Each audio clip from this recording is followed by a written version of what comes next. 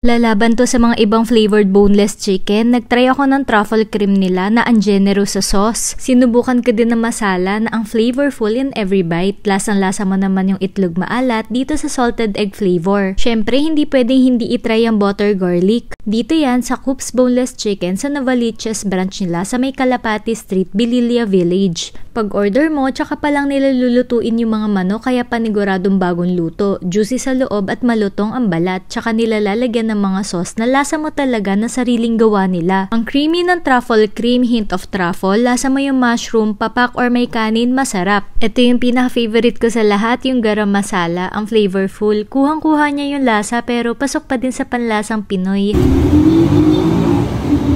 Pinahiwalay ko yung sauce ng salted egg, ramdam mo yung aligasgas ng itlog maalat. Ganon din yung request ko sa butter garlic, may mga real bawang pa nakasama. Buttery at malinamnam, actually yung mismong manok niya ang ayos ng lasa, hindi dry. Meron din silang potato wedges, perfect pang snack, may iba't ibang klaseng dip rin sila. Merong garlic ranch, eto naman yung cheese at smoky barbecue. Pwede ka ding umorder ng original boneless chicken tapos may kasama na ring dip. May dalawang size yung chicken, may junior at XL. Meron din mga rice meals. Madami pa silang flavors ng chicken dito. Next time, magta-try ako ng iba pang flavors. Happy time everyone!